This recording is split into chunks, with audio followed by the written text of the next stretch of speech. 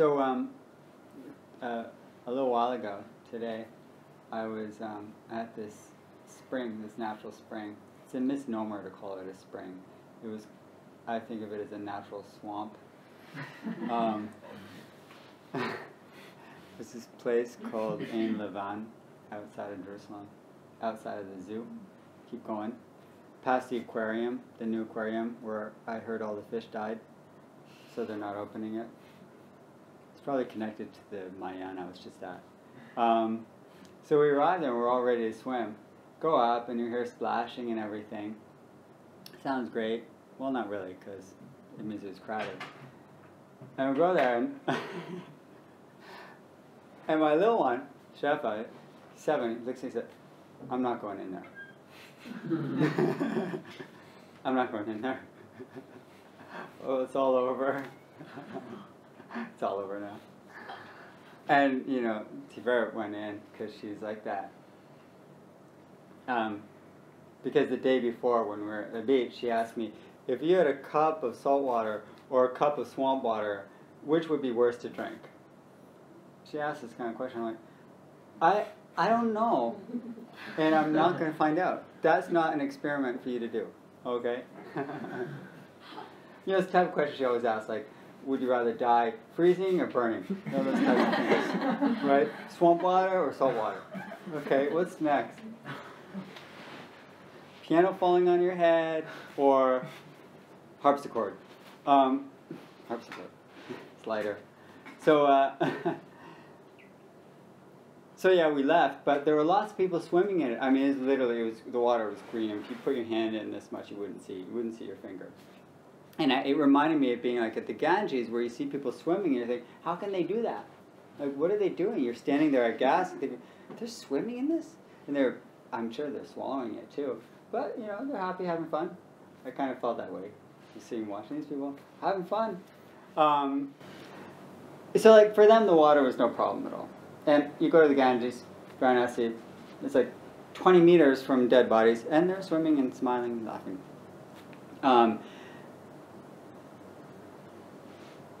And then I was walking a little later on the way to the bus station, and I was walking with a friend, and I was hot, and there was a fountain, you know, and I go over to, like, I mean, it looks like clean water to me, you know, it's a fountain, whatever. I'm going to, like, wash my arms and put my head under it. She says to me, "If you touch that water, I'm not going to talk to you." I'm like, what? What's wrong with the water? What's wrong with that water? She said, everything. Now, I didn't see anything wrong with the water. But for every person, the water was, for her it was toxic. For me it was swimming. For them it was swimming. For me it was toxic. Okay? And it goes on like that. So it made me think a bit about, will the real water please stand up? What is the real water? And is it only the water I drank from the tap? You know, is that the only real water? And how do I understand water? Something so simple. You know, I drink it. It's so nice. And what does it taste like? And, you know, I read about this bar in Manhattan, very expensive bar. What do they serve? Water. From all over the world. Like imported bottles of, I don't know if you can call it luxury water, I don't know. But, you know, water, whatever, bottled water from everywhere, from Siberia, from, you know, Burkina Faso, from all over, right? And you can choose your bottle and maybe compare them. And I'm sure there'll be subtle differences. But I guess you can drink and drive after that. So, you know, in the traditional way of looking at of existence in Eastern thought, that there are 4 elements. There's, you know, earth, fire, air, and water.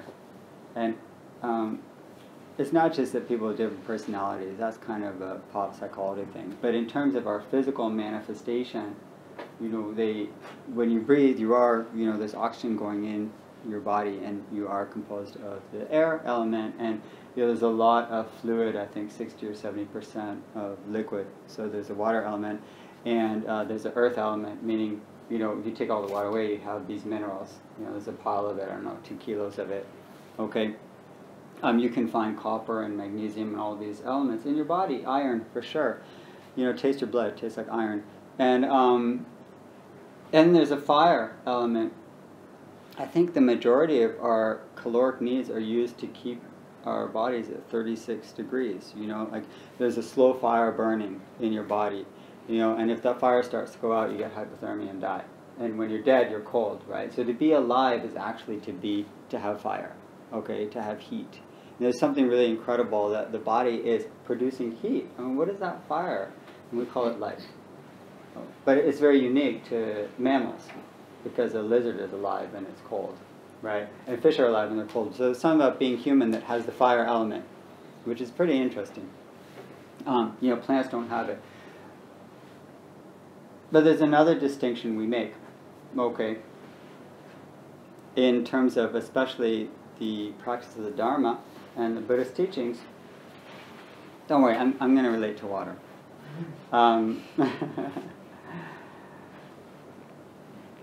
Is called sentience. Sentience, okay, sentience. What is sentience? Sentience versus non-sentience or insentience. Like something that is, we say in these, especially in some of the Zen chants, we say, sentient beings, are numberless. I vow to save them. I want to save all sentient beings. Or we make the Bodhisattva vow, which is this vow or commitment, inner commitment, that we are going to help all sentient beings achieve ultimate freedom from suffering, meaning liberation, enlightenment. So what is this sentience, and what does that mean for the rest of the world? So sentience is a type of awareness. Sentience is awareness, and it's not only just consciousness. It's something different. When we talk about mind, it's different than brain, okay? And mind, citta, is like heart, mind. It's a sort of consciousness or awareness that is considered to be clear and aware, and it has the nature of awareness. It is not defined by what it's aware of, because we have thoughts, right? And I can ask you, what were you just thinking about? Tell me what you're thinking about, right? You see someone looking at me, what are you thinking about? And they can actually tell you. They're not telling you what they're thinking right now in this moment. They're telling you what they're thinking about like 3 seconds before, okay? So they're aware of a thought as it passed. What they're reporting to you is not the actual thought, but the memory of the thought is very close memory. It just happened. But there's an awareness of, meaning there's a separation. This is what I'm getting at. And sentience is kind of that awareness of. Okay? So you can be aware of your thoughts, and there's something about that. And the awareness itself has no quality to it, except that it can be aware of. It is clear. Okay? It's clear. Right? And what clouds that awareness, that clarity? All of our conditioned thinking and, impulses, and what the Buddha calls the hindrances, and afflictive emotions, and the poisons of, attachment and aversion and delusion. So those types of things cloud that sense of natural awareness. But the number one cloud to it is a real strong sense of self. Okay? And we confuse self with awareness. We think that, the self is the thoughts, okay, including just the awareness, the self-awareness, or we call it being self-conscious. But being self-conscious is getting a sense of self from your thoughts, is reflecting on your thoughts and saying, okay, I am these thoughts or I'm not these thoughts. But, it's reinforcing a sense of self by looking at your thoughts and either identifying or not identifying, picking and choosing. And remember, one of the great Zen masters said, the great way is not difficult, just avoid picking and choosing. Now, self-consciousness is saying, okay, I like this part of myself, I don't like this part of myself. And that's useful to have a healthy sense of self, but it's still all about self, right? So self-consciousness is still me, me, me. I'm going to pick and choose what I think is going to make me into a good person, a good functioning, a well-functioning or successful person. That's all fine and dandy, right? But it's not Buddha. It's not Buddha nature. Buddha nature is the nature of clear awareness and clarity itself, without having any quality to it. Just like water. Okay? Water can take on a lot of things. You mix it with iron and other things, you get blood. I mean, you dry up blood and it's just like dust. But you mix it with those elements and you get blood. Water will take on the nature of blood. Water will take on the nature of whatever. You mix it with, I don't know, lemon and sugar, you got lemonade, right? Water will take on anything. You add a lot of salt to it, you have sea. You add algae, you have where I was today. Yeah, you can have all sorts of things. And it itself, okay, does not have an identifiable quality apart from being clear. Right? Clear. And so, that natural clarity, when we try to identify it, we say, what does water taste like? We have to then reflect upon mind. If you want to really know what water tastes like, look to the nature of awareness.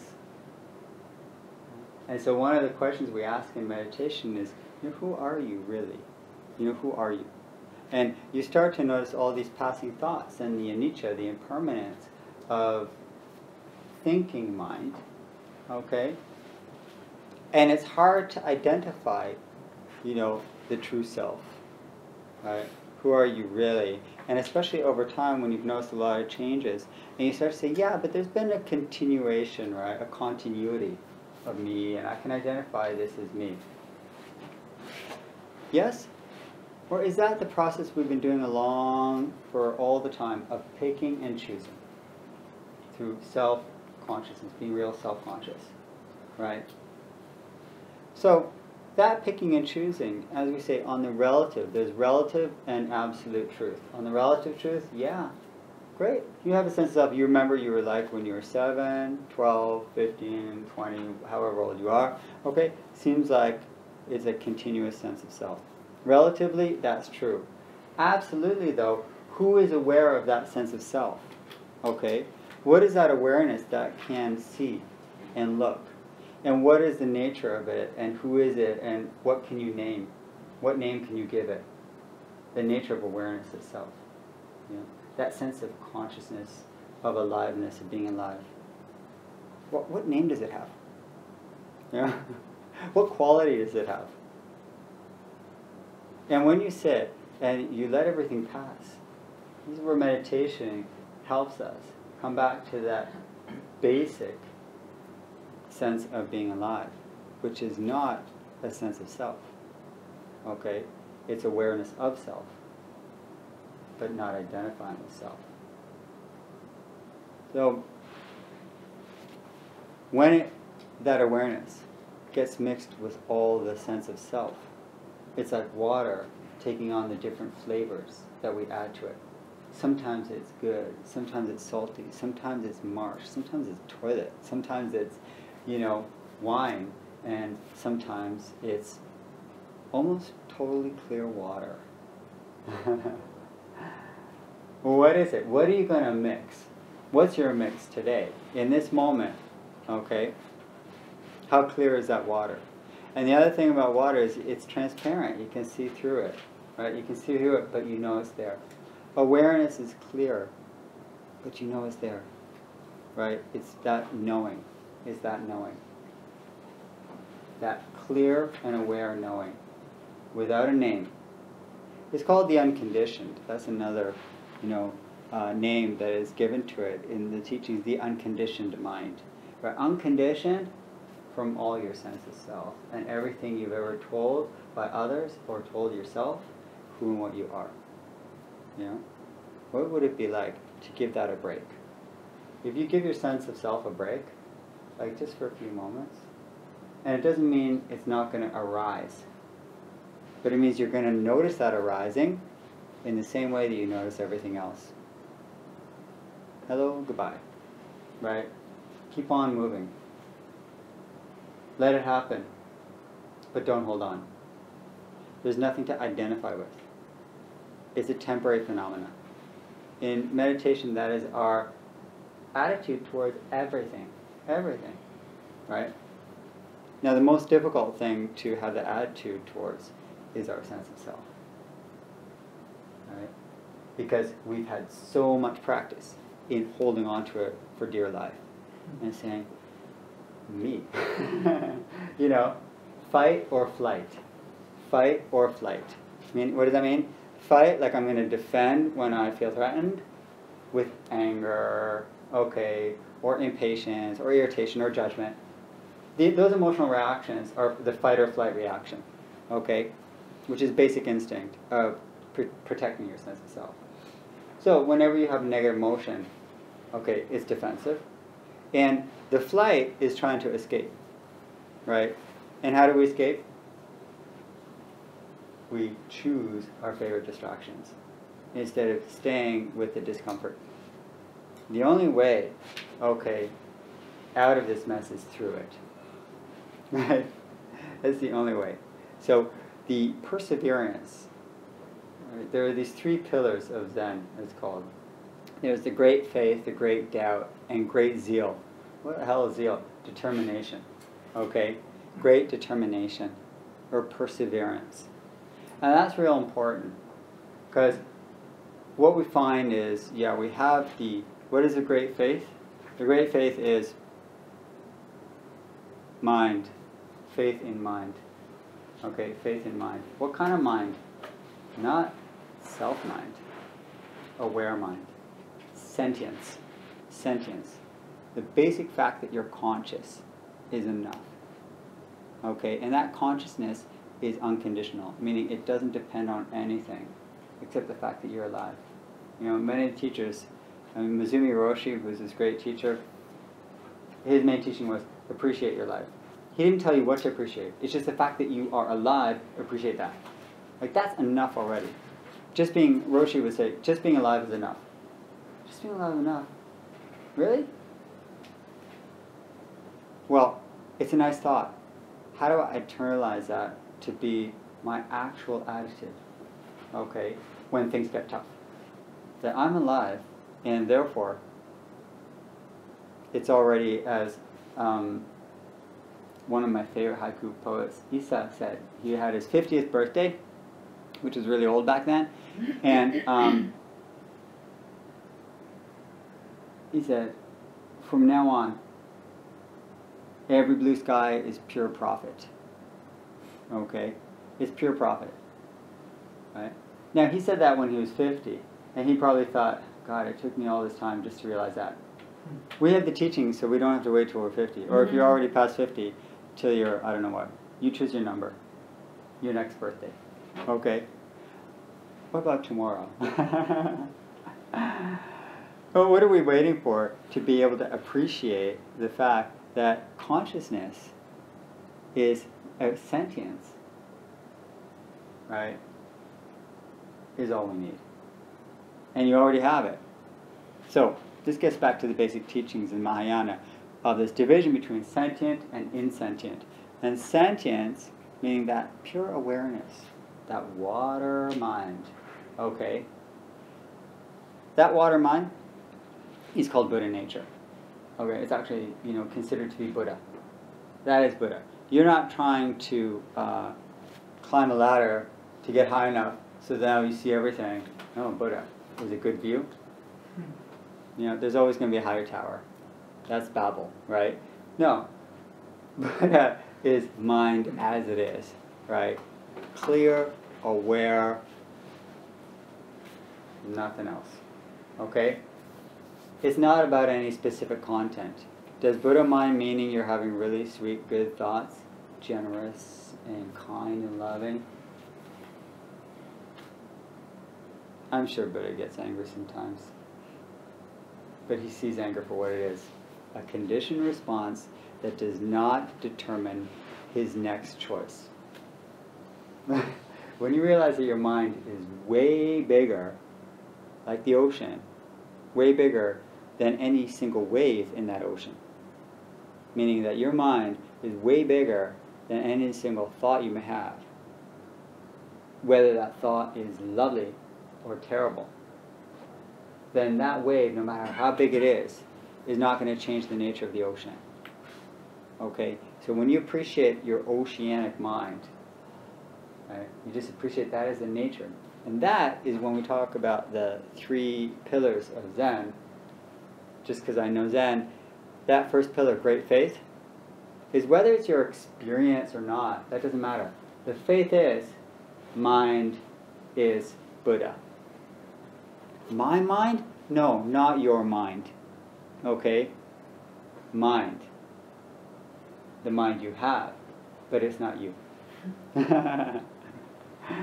It's not your mind because you can't own it.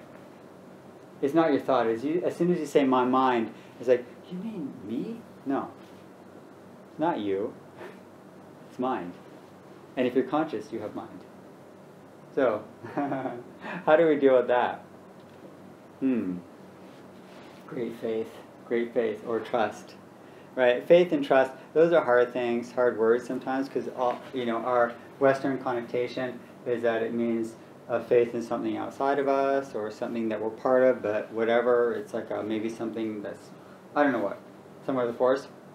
Here it's just the nature of your own mind, your own true nature, and it's not contingent or dependent upon the contents of your thoughts or mind, right? So you can be really kind of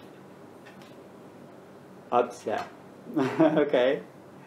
And you can have some really difficult thoughts. And that doesn't change the reality of Buddha mind. Now that faith is essential because it will allow us not to take those difficult and screwed up thoughts so seriously. Waves on the ocean. When you're really close to the wave, you feel like you're going to be, you're going to drown in it. But when you step back and you see, it's just the nature of the surface. Right? It's the nature of the surface. But the surface is surface. So appreciate the fact that your mind, whether it's your experience or not, remember, wanting to experience stuff is sometimes greedy.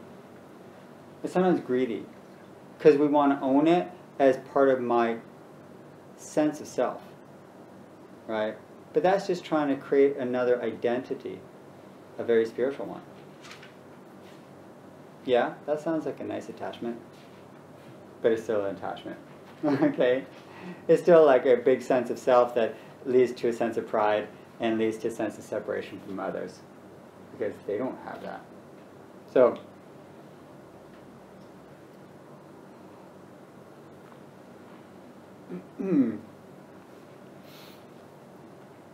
the other pillar is great doubt. Now that's nice. There's great faith, right? Your mind is actually Buddha mind, but not your thinking, self-centered, named memory mind. Your consciousness, the nature of your awareness is clear, right? And unlimited. Ocean. Okay? Great doubt. Doubt. Isn't that amazing? You got the faith, but the faith without the doubt leads to self. Okay? A very strong spiritual self. Alright. A self, though. Okay? I mean, just another type of identity. What the doubt does is it reflects on, is aware of, and questions any idea you come up with. And questions any conclusion you draw from your practice. As Roshi would say, that may be so, but not necessarily. Okay, not necessarily. So any conclusion and any thought and any experience you have in your meditation, like, yeah, this seems so, but I don't know. We'll see what happens next time. Some people come and ask me about these great experiences they have, or difficult experiences. But people are really interested in the experiences they have in meditation. And I'm sorry to say, it's all the same. It's all the same. It's just the light show of the moment. Right? It's just the show of the moment. You know? It's like you're interested in it, and as soon as you get up, you leave it behind. Okay? You just leave it behind. There's not much to think about. In fact, with most meditation, there's really not much to think about. Because it's not another form of analysis or self-understanding. Because self-understanding through meditation is a form of self-building. Okay? But the great doubt means any thought I have is suspect. Okay? It's simply temporary phenomena, conditioned mind. Right? That's okay. Just let it go. Right? Meet the Buddha, say bye-bye. Okay? Meet the devil, or whatever it is, you just say hi-bye. You know, it's like, hello, I see you, and have a good journey. Okay? Keep on trucking, we say. Just keep on moving. Right? Don't try to stop that river. Now, because you can't. I mean, that's the truth. You just can't. So, great doubt. Doubt the conclusions that you come to. Doubt the teachings. Check them with your experience. Doubt everything I say. Okay? Doubt everything. But it's not doubting it to say, okay, it's not true.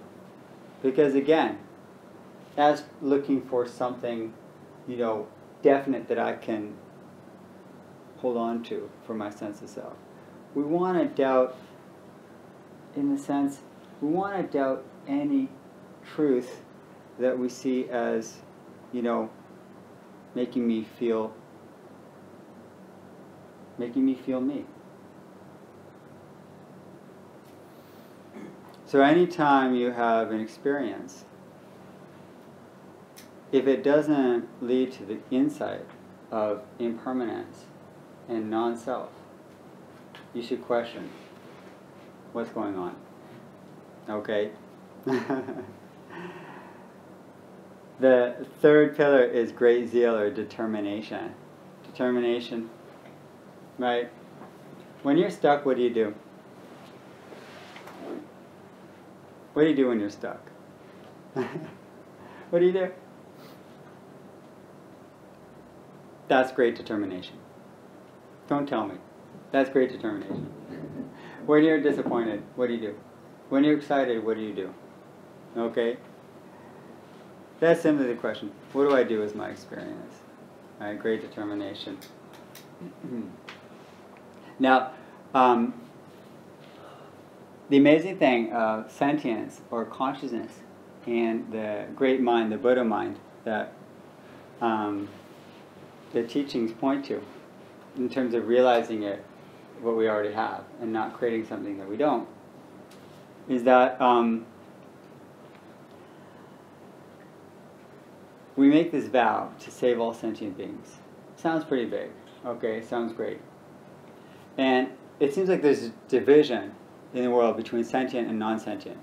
And sentient can be everything that has a sort of consciousness. Like even a single-cell amoeba or organism is considered to be a sentient being. Right? That's pretty amazing, right? Now, how do I know it has consciousness? Well, I don't know. I take it for granted. You try to touch it and hurt it, it moves away from you. Seems like it's aware, has some consciousness. Strangely though, plants and trees are not considered sentient. So what's with that? How do I understand that? And do I just not cut them down because there's a lot of sentient lives in that tree, and so I'm protecting those, and if I cut down all the trees, then sentient life will be hurt as well? You know? Or is there some value in that tree in itself? Or is it just, you know, for the sake of helping other sentient beings? So is that division really, really helpful for us? The sentient and non-sentient? Right? Can I care for rocks? Look, if you're a geologist or if you're an oceanographer, you're interested in water and rocks and stuff, right? I mean, you care about those. So if you're an architect, you care about architecture and buildings, and you care about that, as well as the people in it. But there's an inherent care that sometimes we have, and if you're a potter, you actually care about the clay. And in a lot of traditional Buddhist arts, there's a real strong care for material things. Not to say they're sentient, but where does that come from? Well, one of the sources I found that helps me with understanding this is when I read Dogen, who has this great essay or sutra called the Mountains and Water Sutra. Now, it's very poetic, but it's called the Mountains and Water Sutra. So he wrote this sort of sacred text about mountains and waters. And the amazing thing that he does in this, and I'm going to read a couple passages, is that he totally, dissolves that division we have between things that have consciousness and things that don't. So he doesn't see, just Buddha nature and Buddha in things that are alive with consciousness. He sees it in the whole world. Now, why is it important to think of things like worms and foxes, people, amoeba,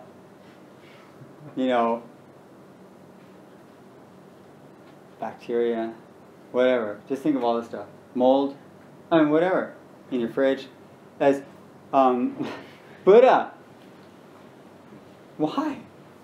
Why would I want to think of that as Buddha? And not only that, what happens when you start to consider some of the Tibetan teachings? Have you ever heard of that? Where they say, and you've probably heard some Tibetan teachers, you've listened to some talks, at some point they say, you should understand that all those creatures like the ants that you step on and stuff, because we believe that reincarnation has been happening over an eternity, that it's beginningless. That's a big shift in Buddhist thought, is that there wasn't a big bang.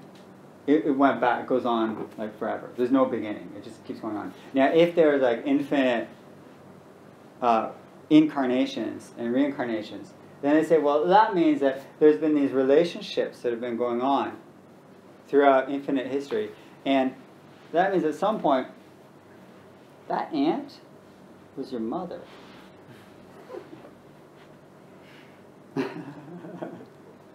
Yeah, and your kid, right? The spider too. Okay, the lion, and the person you're really annoyed at. You nursed from them. Okay, like they gave birth to you, and now you're honking at them because they cut you off. Come on, would you honk at your mother? So it's kind of weird teaching. What's the point? I had a student the other day who said, well, yeah, but they're not my mother now. So what does it matter? And she was right. And wrong. Because what does it matter? We don't need to take it literally, okay? Even sentience and Buddha nature, we don't need to take it as another type of ideology that we blindly follow. And great doubt means that even when I'm telling you this stuff, and it sounds really spiritually very nice, you don't need to say right or wrong. It's not the point to say, I agree with it, or I disagree with it. That is not the point. But to consider it and say, well, how will it shift a bit of my attitude to other life forms, to my relationship to the world around me? How will it shift it in some sense? Not that I am ever going to, and believe me, walk around and see the ants in my house, and believe me, I have some ants, they bother me. Am I going to think that, oh, family, I'm not. It's just not going to happen, okay? I want them to move out. And, like family. Like family. Yeah, so I guess they are family. In-laws. So, why, so what's the point then? Well, the point is, I start to consider,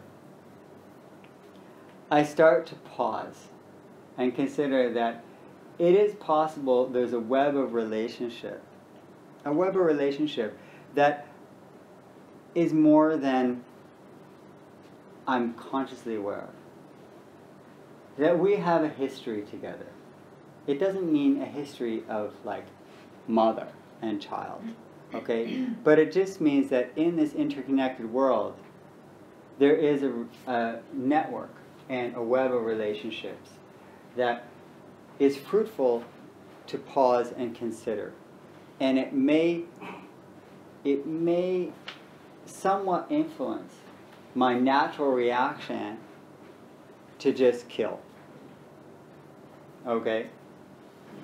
So as you know, even the Dalai Lama would say, okay, well, it doesn't mean you're going to call the spider mom, but you may, instead of immediately when you jump and you screech, instead of stepping on it, you actually take the broom, you sweep it, and you throw it out. Why? Yes, it was related to the teaching that, you know, that we're connected in some way. Right? That sentient life has some connection because we're in this web of life that is related. And I think that's what the teachings of Buddha nature in all sentient life is somewhat helping us to consider that, yeah, everything that is alive wants to be alive, right? And if I consider that, it's not my role necessarily to take that away. Now, what Dogen does with sentient life is he does this, and I'm really just I want to share like a couple passages with you because it really, you know, it's really weird. That's why it's quite unique in its strangeness. Mountains and waters right now are the actualization of the ancient Buddha way. Okay, right there, like we can stop and say that. Like, what? Each abiding in its phenomenal expression realizes completeness. Because they have been active since before time, they are alive at this moment. They are emancipation, realization. That's quite a paragraph. That's his first paragraph. Mountains and rivers right now are the actualization of the ancient Buddha way. Wow, I mean, what do I do with that? He's not just talking about sentient life. He's talking about mountains and waters, rock and water. I mean, how is that a full realization of Buddha nature, of Buddhahood? Then he says each abiding means each like residing, existing in its own phenomenal expression. Oh, so it's not sort of this ideal of like the ideal mountain and water as a sort of mountain Buddha and water Buddha. It's not abstract. This is what I'm trying to say. That Dogen's understanding of Buddhahood is not sort of this idea. It's each in its own phenomenal expression. Each glass of water, each rock on the street, okay, each mountain and water in its own phenomenal expression is, as he said, practice realization.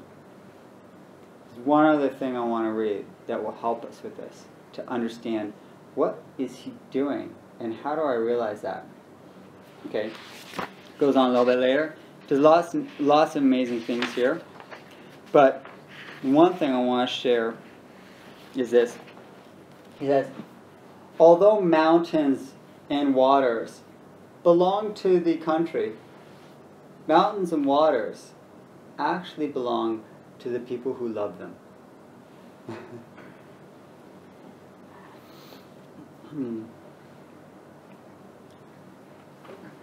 Yeah. And then he says later, you should know that it is a fact that mountains and waters are fond of wise people.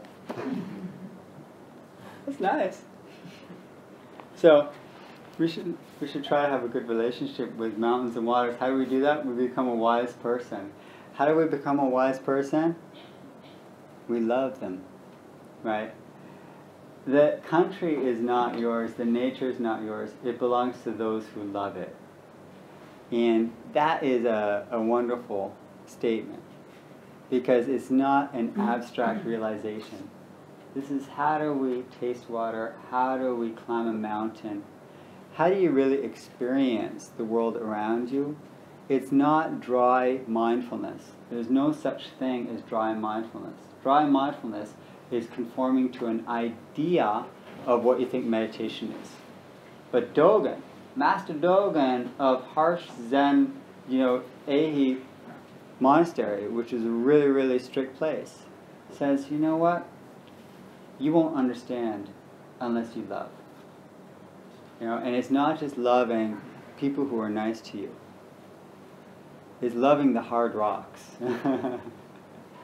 Mountains belong to those who love them, right? There's no ownership in order to have property, because owning property is wanting to turn the property into you, to increase your sense of self by what you own. But that's not love, okay? Love is wanting something to be itself, right? Irregardless of you, irrespective of you. And that's an interesting thing, because, if you really do love a mountain or an ocean, you're not loving it because you want it to change. You love it for itself. There's nothing to change there. And that's a real good template for the nature of love. Is, if we can love others the same way we can love a mountain. Like this mountain, I'm not going to change this mountain. This mountain is not like, I'm powerless to change this mountain. It's not for me to change this mountain. I love it as it is. And that's a real relationship.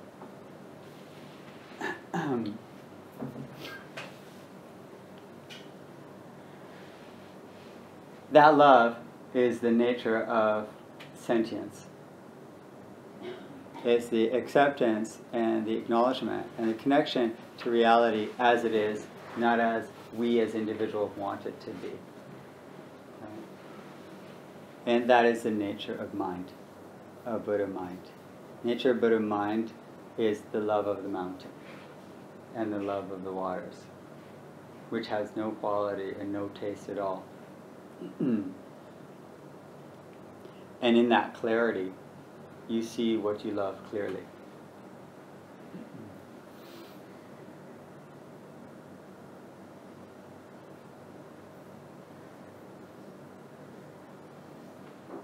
May we realize this, and may we live it.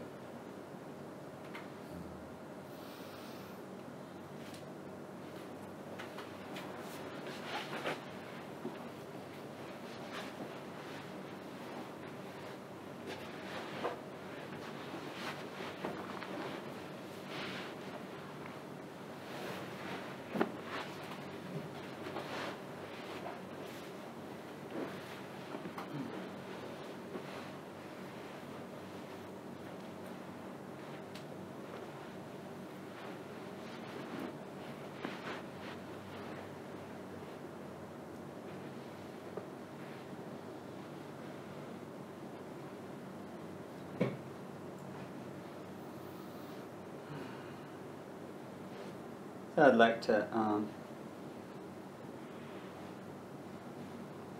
have a minute of just quiet with you.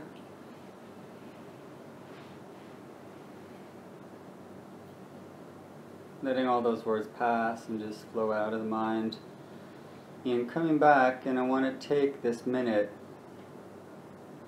as a type of contemplation with you.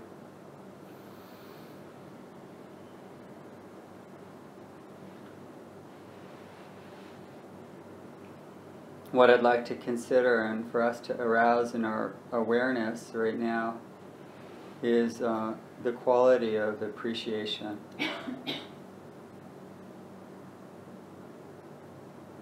That appreciation, and if you could consider 3 things, 1, 2, 3. 3 things you experience. 3 things in your life, in your reality, that you appreciate. There's no big or small when it comes to appreciation. There's just appreciation. There's gratitude for whatever it is as it is, not as you want it to be, but just as it is. Appreciate that in your life. But 3 specific things. because then it makes it real. Remember, the real essence of love is that it's for a phenomenal expression, meaning it's for a specific expression of reality that we love, not reality in general. But love is always for specifics.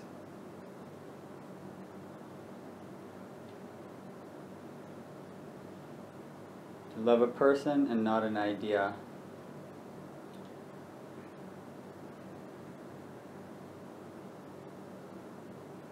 And in that person, either yourself or others, identify 3 things that you really appreciate and see how your mind opens and softens when you arouse those thoughts and that quality.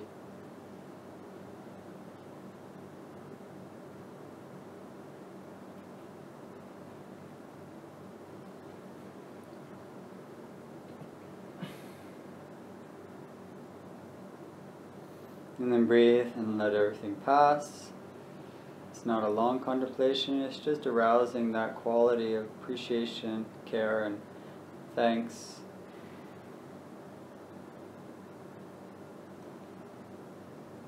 And it's something you can pause for 1 minute at different points of your day to let your mind soften and open and find that it really does make a difference. Instead of being closed, we suddenly open. Instead of being grasping, we let go. And that is part of our constant practice achieved through a love and compassion and awareness.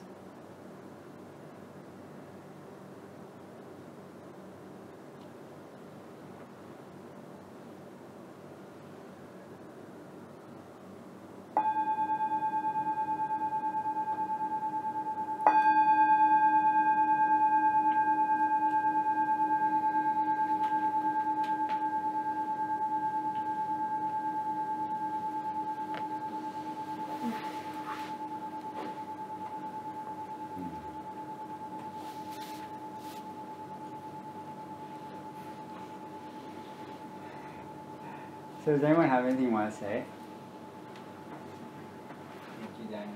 I have a question regarding the doubt, and maybe more specifically regarding the saying "it may be so."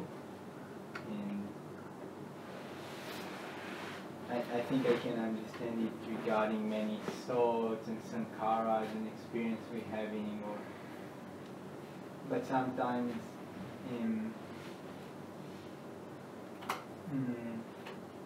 I can take, for example, regarding harmful habits or actions, and so I think it's quite, I wouldn't say necessary, but it's quite helpful to be very determined not to do it, or to learn from past experience, and to take it very seriously, and yeah, if something is harming for me or for others, so it's like that. It's not, it may be so. And where is the doubt entering in that sphere? Because I found it to be determined, it's very helping to, sometimes to fight or not to attach, not to follow these things. Yeah. No, that's a good point. Like, how do we understand doubt without it being relative? Like, getting into rather like, oh, maybe this isn't going to cause harm, or maybe... I think the doubt is more directed towards, am I understanding this practice correctly? Right? How do I practice this? Am I doing this right? Like, am I practicing, is my understanding of this practice correct?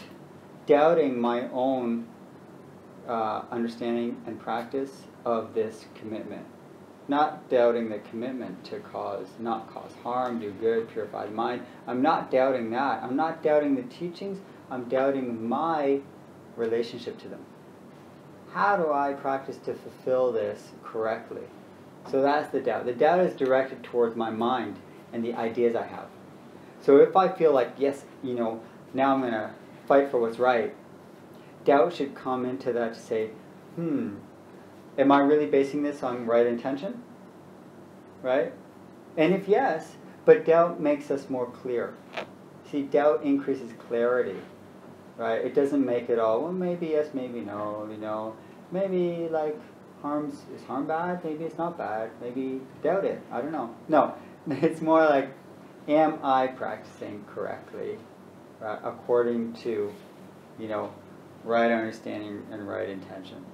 That's really what it's about, right? So clarifying it according to those parts of the path.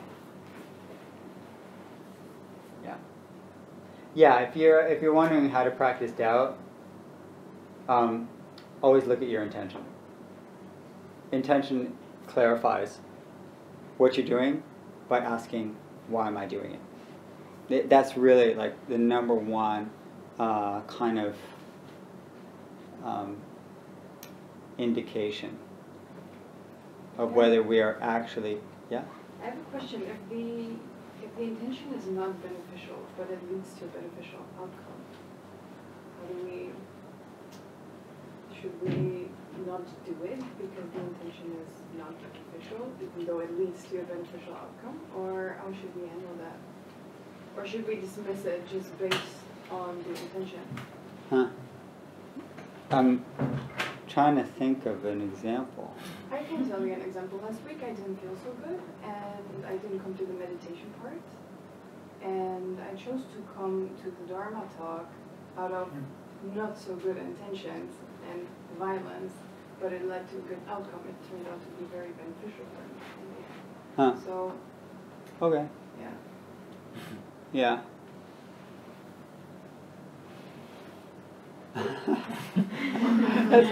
I mean, just that example, I guess I'm trying to, you see, there are primary and secondary intentions, right? There are intentions that are, surface, and there are intentions that are deeper, right? There are intentions that are more self-centered, and intentions that can overcome that sense of self and motivate us to do, greater things. So the fact that you would come to a Dharma talk, right, and the surface intention was, I don't know, whatever negative ones you felt, but you came to a Dharma talk, yeah. I just like survived. You came here with it, but you came to a Dharma talk. So behind the surface intention was a different intention. Like there was another intention behind the one. There was a primary and a secondary. The secondary intention was whatever negative one, like whatever, I don't know. But the primary one was, well, but you actually chose, of all things, a Dharma talk. I mean, you see? Like there's something else that if you give yourself a little bit of space, you'll see that if the result is a beneficial result, most likely the primary intention that may even be not fully conscious, sometimes we do things because we know it's good for us even though we're struggling against it, because the primary intention is beneficial, or it's, to help and not harm, right? Whereas the secondary, the outer one, the surface one, may be like more self-centered, because we're so used to getting caught up with our thoughts and my debate and whatever, and that's just like, you can have all that going on and you still do what you need to do. So I think it would be in fact, I don't take that as an example actually, and I'm trying to think of an example where the intention was like harmful and not helpful, but the outcome was helpful. Because in terms of the law of karma, and karma is considered a law actually, like almost like a law of physics, but it's a moral law, which is like definite. So one of the teachings of the law of karma is that karma is definite, meaning good leads to good, and bad leads to bad, but it may not be A to B. It may be A, C, and then B, right? Because the way karma actually works out is quite, complex. But what is definite is that good intention leads to good action. Okay? It's all about, karma is defined on the level of intention more than anything else. So like stepping on an ant, you step on an ant and you didn't see it, you actually do not get the karma of killing. You step on an ant, you see an ant and you go for it, you get the karma of killing. Okay? You come to a Dharma talk, you benefit from it, but you came grudgingly, right? If the result was good, then there must have been a good intention behind it. This is, we may have to look hard, but the teachings of karma are pretty clear that good leads to good, right? So, so you can trust that. That you can trust. Okay? So if you do find a good benefit, like something good happened, it probably because behind that, there was some good.